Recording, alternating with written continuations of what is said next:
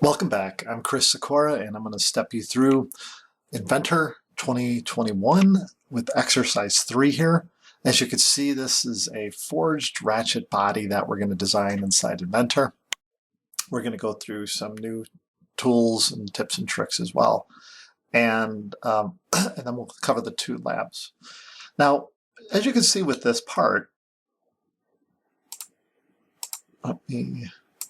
there we go. What we're going to look at building is the head of the ratchet. That's this part here. And with that, there's a recess. That's this green area here. There's also going to be some holes. I should say the pocket here, and then 2 through holes. And then we're going to fillet the outer edges. And then we'll build the transition section. Now, what's interesting about the transition section, we're going to build a plane or create a plane that's offset from the top plane. So right about here is where the center of our part is. We're going to offset it 4 inches to the back. Then we're going to go ahead and draw a circle on there and extrude it up to next. And then finally, we're going to build this handle section. And then we'll take a look again at engraved text, how to put your name on there or whatever you want to engrave. Now be aware that any of these models can be 3D printed once they're done. It's just a matter of just going to File, and you can do a Save As. Export. And then you'll see there's CAD format. And then under the CAD formats, some of the typical ones here, the most common that I've seen over the years is STL. It works with even older 3D printers as well as new ones. There are some other ones out there that you could look up if there's any specifics that they require. But typically an STL file is going to get you to any 3D printer. And you would just save it at that point, and then you could export it to whatever software is used for what they call slicing that into a bunch of layers, and then builds it. All right, let's begin. Now, if you're wondering as far as the training guide goes, let's just bring that up, and these dimensions will be found in the training guide. So you just go to vertani1.com. So VERT as in Tom, AN as in Nancy, UX1.com. And then you're going to go ahead and go to instructional manuals and Autodesk Inventor. And then just scroll down. And this lesson begins on page 28. And this is exercise 3. And so we're going to build this head that you see here, and here's the dimensions on it, and then we're going to add draft to it as well. So let's begin. Go to New, Standard IPT, hit Create, and now go to Start 2D Sketch. Now if you want to have it on a photo rendering of it laying down on a table, you could build this off of the XZ plane. Or if you want to have it standing right up, you could build it on the front plane. It just depends on however you prefer. Go ahead and select that face or that plane. And in this case, I went with the front plane, which is actually the YZ plane. Okay, now I'm going to go ahead and go to the line tool, and I'm going to draw a vertical line right here. I'm going to zoom out a little bit so that I could get it almost 1 inch in height. Now, normally I would turn this into a center line because we're going to use it to mirror. Inventor doesn't require you to do that anymore. So rather than turn it on, I don't. But if you work at a company and they want you to have construction geometry or center lines, be sure to use that method. Inventor doesn't require us to do that, so it's just an extra step we don't need to do. I'm going to go to the line tool again, and then over here in the lower left corner, I'm going to go ahead and click and drag out a line, and just around 3/4 of an inch, but don't put in any dimensions, and have it at a slight angle, like mine's at 107 degrees. So click, and then now hit Escape. Now we're going to go to the mirror tool, and it's important to note that this technique we're going to use in the lab later today, and for the next lesson the following day, exercise or lab 4. So just remember this technique, and it comes in handy. Very little trimming is involved. Okay, so select is selected. I'm going to go ahead and click on that line. Now I'm going to click on mirror line and then select the vertical center line, or the vertical. It's really an object line here, but It's acting as a center line. Hit apply and you'll see it will mirror it across there. You could hit done. Now we need to put some tangent arcs. So hit the little arrow underneath here, make sure tangent arc is selected.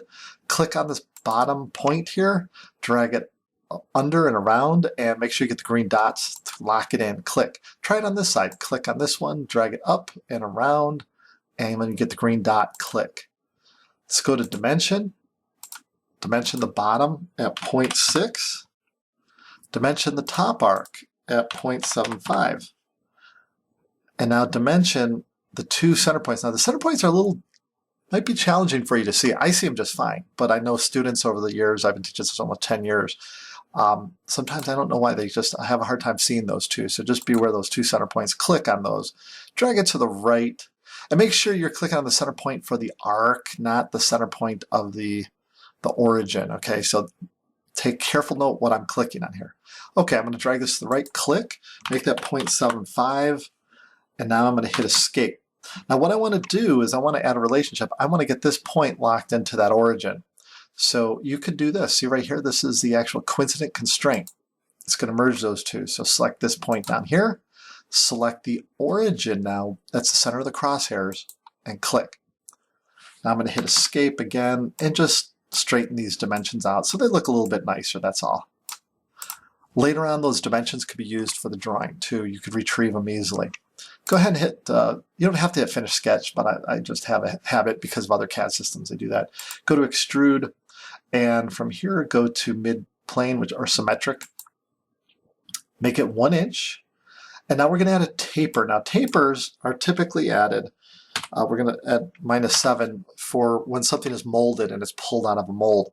This is actually a drop forging. Drop forgings are for steel parts, like you've probably seen ratchets or hammers that are drop forged. It's very, very strong, and what it is, it's molds that have the impressions, and then they take a hot ingot of steel and they compress it, and it sets up the grain inside to where it's very strong.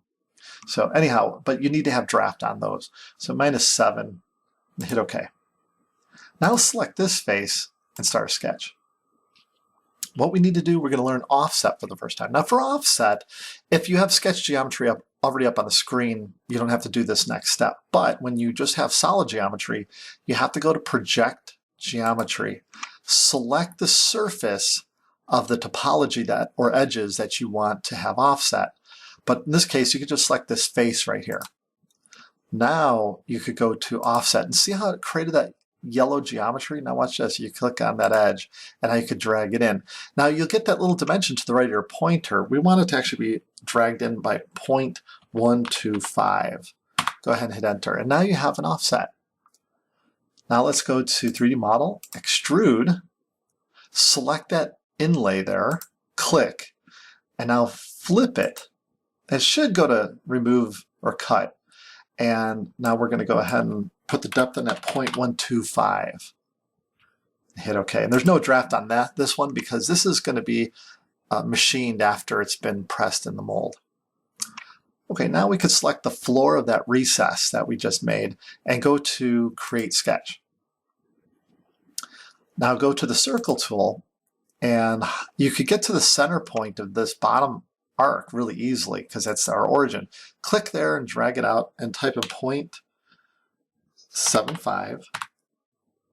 And now the way to wake up the center point for the top arc is you just hover over this edge, but don't click, just hover over the edge, and all of a sudden you'll see the little dot appear.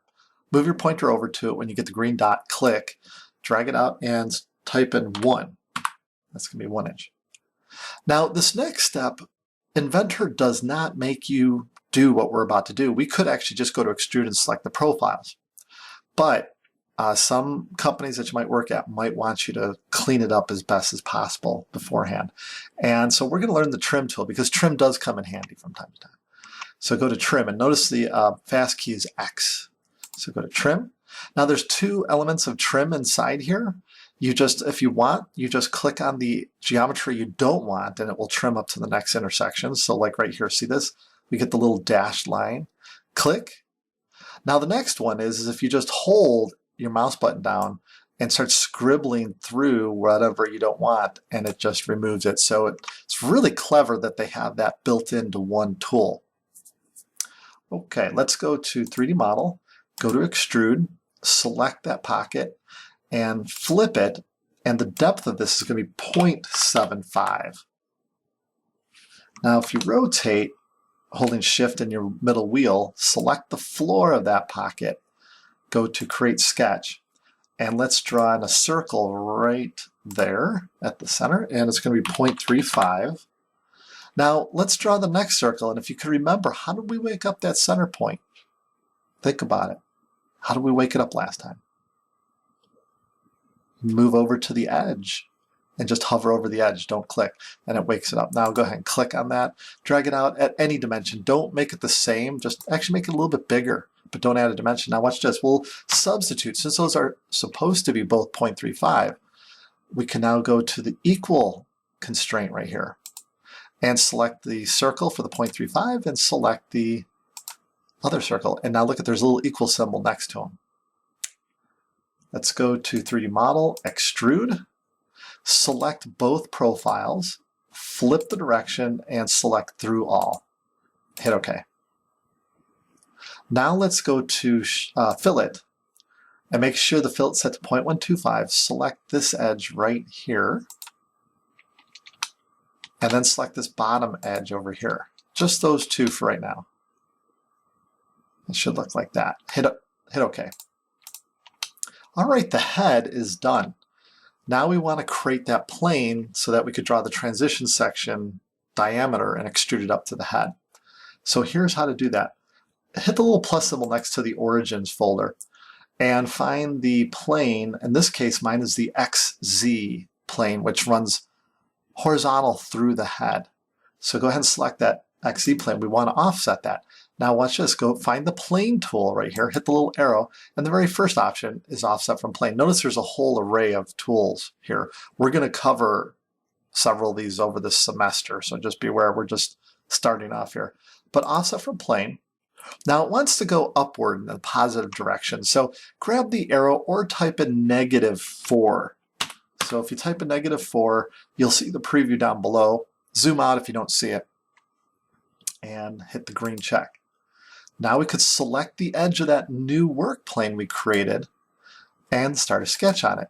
That's going to go parallel to the screen. Yours might be rotated. Remember, you have these options up here. You could rotate clockwise or counterclockwise. Okay, let's go to circle, and at that origin, click and drag out a circle, make it 0.5 and hit enter. Now you might see some geometry like that sometimes appear. That's just, it's creating relationships behind the scenes so that it could snap to it in the event that you wanted that to occur. We didn't need that though. All right, let's now go to 3D model and extrude. Now instead of the typical here, notice there's 3 other options. There's this one that we're looking for, to next. Go ahead and select that. It knows to go up to the next body, in this case the head, and it stops. It doesn't go through it. So go ahead and hit OK. Now let's hide this work plane. Now sometimes you want to hide things, and sometimes the easiest way is just to hover over what you want to hide. In this case, the edge of the work plane. Make sure it highlights. Right mouse button click. Right click this time. We don't use the right mouse button very often. And we get this wheel, and we get a lot of options. Look on the wheel at about the 4 o'clock. You'll see visibility. Uncheck that, and the plane disappears. It's still in the model tree right here, but we have it hidden basically from sight because we just don't need to see it. You could leave it on, it's not going to hurt anything, but I just like cleaning up the screen. Okay, now let's go ahead and select the XY plane and then go over here to sketch. Now I want to have mine rotated. I don't like looking at it from the side, so I'm going to hit this little counterclockwise button, and then I'm going to zoom out. We're going to make the handle now. Now I'm going to show you an awkward way to make the handle. Most people would go and take a center rectangle and lock it into the center, and you can do that. But I wanted to show you some of the constraint tools here. So this one's kind of going to be weird, but you'll get to see some tools, and it might, look at those gears working. So go ahead and click on rectangle, and over here on the right, floating about right there, click and drag out what looks like the handle. Make it 1 inch wide, and then hit the tab key. by 4 inches in height and hit enter. So now we have the handle parameters. We got to get it over though. Now here's the little trick I'm going to show you. Go to the line tool. And does this save any time? Not really. Again, it's just to try and show you how relationships work inside Inventor. But go ahead, or constraints I should say. Go ahead and find the midpoint here with the line. Click and connect to the origin, the center of the crosshairs right there. Click. And now hit escape. Let's go to dimension. Dimension that line and click over here to the right. You'll get a parallel dimension. You actually have to click and then click a second time. Make that 3.75. We have to make it a little bit shorter than the actual distance that we have offset the transition from, just so it builds into the transition because we have to add draft. Now here's what's going to show you what I want to show you. I want you to find this little tool up here, vertical constraint, or I. Select that line right here. And it moved it perfectly vertical, located center. So sometimes it might be easier to sketch off to the right and align it later using some of those tools. Okay, now we could go ahead and go to 3D model, extrude, and select this profile. Now we want to go both directions, so symmetric. We do want 0.75, so if it's defaulting 0.75, just leave it. Now the taper, hit the little arrow to the right of that, and it should remember our -7 degrees. So go ahead and select that again. If not, type it in. And by the way, if you add +7, it would actually flare outward. And the reason draft is added so it could pull out of a mold easier, just like an ice cube tray. When you have the ice, if there was no draft on the sides of an ice cube, if it were perfectly straight, it'd be very difficult to pull it out of the mold, which is like a matching box. So by putting draft in, you could let it release. It releases a lot easier. Okay, go ahead and hit OK there. Let's go to the fillet tool and leave it at 0.125. Select this edge, this one here, that one there, and this one. So the length of the handle, and we're trying to get that. Now here's a little bit of manufacturing engineering. Fillets, they are for aesthetics many times. It gives it a nice appearance, rounded edge. Also for safety, you don't want someone on a handle section cutting their hand on a sharp edge.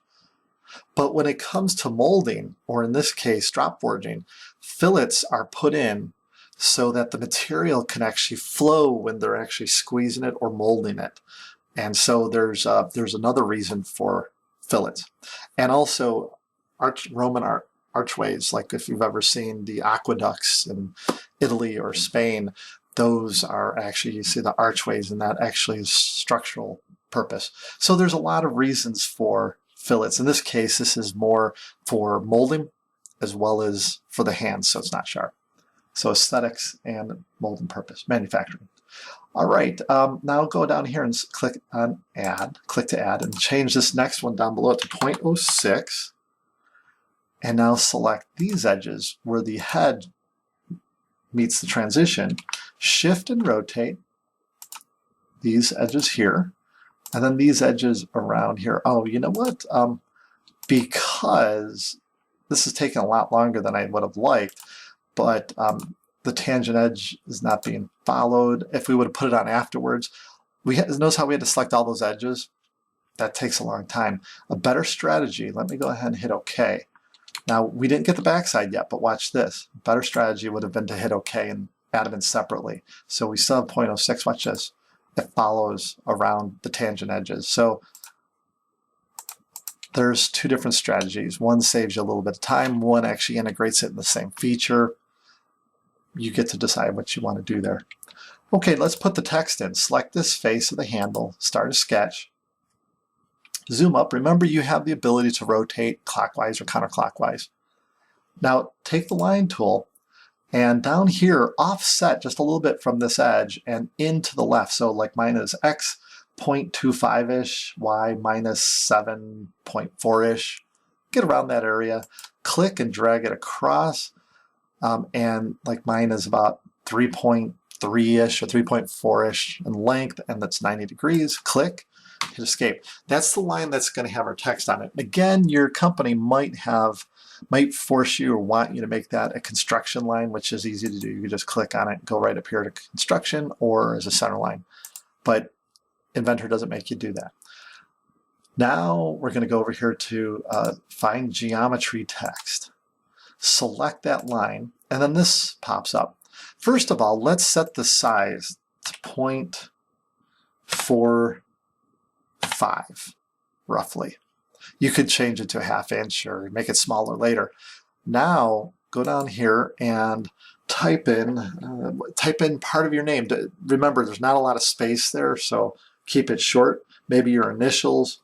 I'm going to go ahead and put in Inventor. Oops. And you could select it and pick a different font as well if you wanted to. I'm going to go with, I have one on here I really like. Most people don't have it, Arrow. It's kind of a cool one. But you can pick whatever you like. And you probably don't have Arrow. Arrow is one I had to add in. Okay, now I'm going to go ahead and hit update, and then you could see if it fits or not. In this case, it's fitting perfectly for me. But if it's not fitting perfectly, if it's just your initials, you might want to center justify right here. You could click on that, or you could write justify. Now, if you're doing molding, if you're making an engraving in a mold, you could hit inside and it will flip it around, or I should say change the direction around both. Go ahead and hit OK when you're ready. Now let's go to 3D Model, Extrude. Select the actual text, and this time we want to have it engraved so it actually cuts out. So flip this direction, put in 0.02, and make sure right here cut is selected. Cut is going to remove the material, making the engraving.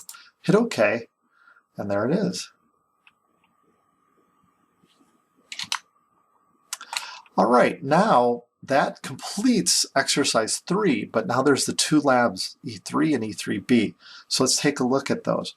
Now, in the training guide, that just ends after the exercise 3 chapter. So if you scroll down, you'll find the drawings right here on page 35 and 36. Now, I've showed you if you download it, you can actually rotate it then. So if I click on download here, I'm going to hit open with Firefox, and now I could go back to that page 36, and I could also hit this little arrow here and rotate counterclockwise. There, now we don't have to turn our head. I've seen a lot of students slant their head, and that's got to hurt your neck. You don't want to do that. Okay, now you can see this is very similar to the head of the ratchet. In fact, this incorporates almost every single thing we've done in this exercise 3. And it looks like a different part with the exception of the head. So let's begin. Let's look at the parameters here. So we're looking at 0.6 tangent edge, 35 degrees on the sides. So it's dimensioned with angles versus we dimensioned by a distance of the height before. So it's a little different than 1.5, but there's no tangency in these corners here. So we don't want tangent arc there. We're going to use a different type of arc, and I'll show you that. Then we're going to, once we get that all dimensioned 2 inches apart, we're going to go ahead and extrude that. Thickness is 0.61. And then it's going to have draft of 16 degrees. And then we're going to add this fillet, these 2 fillets here. We'll add the smallest one first, the largest one later. And that actually goes against 90% of the time. You actually want the larger fillets put in first, and then the smaller ones. So let's go ahead and build this. Just go to New, Standard IPT, Create, and start 2D Sketch. And you can just draw it on the XY or the XZ, whichever one you prefer. Okay, now I'm going to take the line tool like we did last time with the head of the ratchet and get it up there. Remember, this is going to be about 2 inches, so might as well get it about 2 inches just for the perception of scale. Hit Escape, go to the line tool again. Now down here, draw it out a line almost 2 inches, maybe less than, at an angle like this. Click, hit Escape, go to Mirror, select that line, and then go up here to the Mirror Line button, click on it, and select that vertical line you drew. Hit Apply. Now we've mirrored it across. Now we could go to the Tangent Arc tool. Bottom gets a tangent arc, just like that. Hit Escape. Now this next one does not get a tangent arc, so instead of that, let's try the 3-point. Now for 3-point, you click on this point and then this point, and then you could bow this out and see how you could have it be a little bit larger. You don't want it to be smooth. This almost looks like the Alienware head for Dell computers. Okay, so now let's add the dimensions as it specifies. So this bottom arc is 0.6. This, these two lines here are 35 degrees. Let me just verify that. It might be 35 or 34. That's 35. Okay. And now this is going to be 1.5. And the distance between centers, click on both centers, it's going to be 2. Now be careful. I see a lot of students dimension to the origin. Stay away from that. What we're going to do with that, hit escape, and now go to coincident constraint and select this bottom point to the origin. And now it moves it there. Hit escape. You can move these and relocate them so it looks a little bit nicer. And now we're ready. Let's go to 3D model, extrude boss. I'm going to go to isometric here. And this is supposed to be 0.61. Hit OK. All right, go to the fillet tool. Now, generally I suggest start with the larger fillets, go to the smaller ones. This one, because of the complexity of this corner, it doesn't like it that direction. So this first fillet we're going to put on the front edge, and that is 0.25 and then 0.5 for the other one. So right here, set this to 0.25. And we might have to actually hit OK. Now I could go to fillet and then 0.5 for the next one. And I just realized I forgot to add draft, but that's okay. Hit OK. So we have this. It's not right just yet. To fix it, click on the extrusion in the model tree, right click. And you could go over here, and right here you'll see this option here is to edit the actual extrusion. So click on that. And then here with taper, this is going to be 16 degrees. And probably, you don't have to type in negative all the time, but look at how it's flaring out. Instead, you could just hit flip direction and it puts the negative in front of it for you. Nice little thing it does there. Hit OK. All right, now we're looking more like the real part. Now, let's go ahead and put the through hole in. Start a sketch on the surface. Go to the circle tool, and remember how to wake this up. Hover over the edge. There it is. Click on it, drag it out. This is, I believe, 1 inch, but let's verify that. Yep, 1 inch through. And now we could go to 3D model, extrude, select that profile, flip the direction, make sure it's through all, and hit OK. Now let's make that little cutout for the keyway. Select this face, go to extrude. This one, we could do our little trick again if you wanted to. We could make that little box. We'll make it 2, hit tab by 0.25. And I'm going to hit escape. I'm going to just drag that over here. And then our little trick was this. And again, you don't have to do it like this. From the other geometry we've drawn, you all seen how to do a center rectangle from last week's lab. But anyhow, we could go ahead and just click on that. I'm just doing this to show you. There we go. We've aligned it. And now we just have to put in the dimensions. And it's 0.25 from edge to the center point. So let's go to dimension. So from this to this, or we could have just dimensioned that line actually. I don't know why I just didn't do that. 0.25. And that's it. Now notice it's just going to cut air there, so it doesn't matter. That's why I just made it 2 inches. I just didn't want it to cut into the top. 3D model, extrude, flip direction, 0.25 deep, no draft. All right, now for the back side, select this face, start a sketch. Now we have to use the offset tool. Now the offset, as we saw earlier, this one's going to be 0.1 with 16 degrees of draft, and it's cut in 1/4 of an inch. So let's go to project geometry, select this face. Now go to offset, select the outer edge, drag it in, 0.1, hit enter. Go to 3D model, extrude, select that geometry. We could even select this because we're going to add draft, select that center to close it off. Because this is going to actually remove material, we're going to flip it, and it's going to go 0.25, which that's what it's defaulting to, which is good. And then the 16 degrees, minus 16, there we go. Hit OK. And it is brass as specified, so up here under generic, find brass. Should be alphabetic. There we go. Soft yellow brass. And now the text that runs over the top, you could select this face, start a sketch. Now you could use the, let's go with, not circle, actually, let's go to center point arc. Hover over this edge, locate that center point. We haven't used this one yet. Drag it out, and right about here, like I'm at about 105 degrees at point, let's get it in a little bit, maybe 0.65. Click and drag it across there, then hit escape. Now click on that, go to geometry text, and go ahead and type in whatever you want on there. Center justify it, update it, and center justify didn't do what I'd hope for. Let's see, straighten it out, hit that apply. Let's hit this one, update. Okay, none of them are really, yeah, the center just is not working. So we could probably put in, let's see here, let's put in maybe 45. Yep, 45 degrees at as a start angle. All right, that helps send it. You might have to put in a different one. All right, hit OK.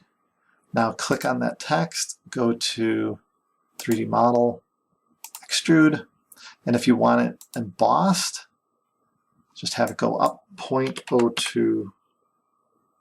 Or if you want to flip it, cut it, flip that and select remove, or cut I should say. Hit OK, now it's engraved. And remember, you could go to view, visual style, realistic. Apparently this is not a polished brass. Let's see, maybe if we render it with ray tracing.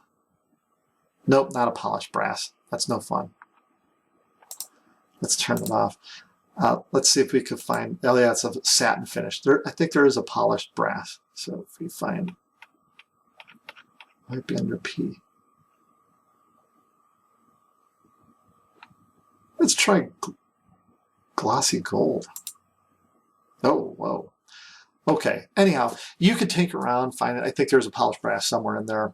And that completes Lab 2. Just go to File, Save as Lab 2 or L2.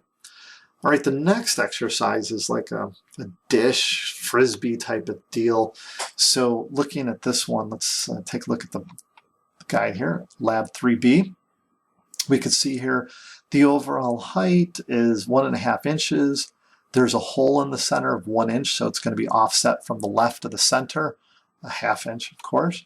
2.25 parallel lines that are at an angle of 25 degrees, and there's a little step, and then a fillet of 1/2 inch. And everything is 0.25, 0.25, 0.25, and then 0.375. So let's do this one. Go to New, Standard Eye Part, Create. Go to Start 2D Sketch, and you can do this one on the XY. Again, it really is up to you where you want to put it. I'm going to go ahead and put in a center line here using an object line, and we know it's supposed to be about 1.5 inches. So I'm going to zoom up, zoom out. There we go. Hit Escape. Now I'm going to go to the Line Tool, and out here about X should be about minus 0.25-ish, because remember it's going to be actually it would be twice that 0.5 because it's a hole. So about 0.5-ish. Minus 0.5. Click, drag out about that height at an angle. We'll put the angle in later. Click, drag this out horizontally. This one, don't worry about that dimension just yet. Click, drag this down. Make sure, look at that. As I snap, see the little box to the right of my pointer? That's parallelism. We want that. Get that down a little bit further. Right about there. Click, drag this out pretty darn far. Make sure it's horizontal. Click, find parallelism again. Click, drag that in, and this one kind of dives in a little bit deeper. It doesn't align itself to the other parallel line. And then this one goes down, click, and then close it. Now let's go to dimension. To dimension these, don't dimension by the lines. Actually dimension from like here to here. And then this is going to be 0.375. oops, and the overall height, let's dimension that first. And that's going to be 1.5. And then from here to this bottom line is going to be 0.25. From here to here, 0.25. And then let's take a look at that drawing again. 0.25 for that bottom one. So from here to here, 0.25. And from here to here. I think that's 2.5, but let's verify. Yep, 2.25.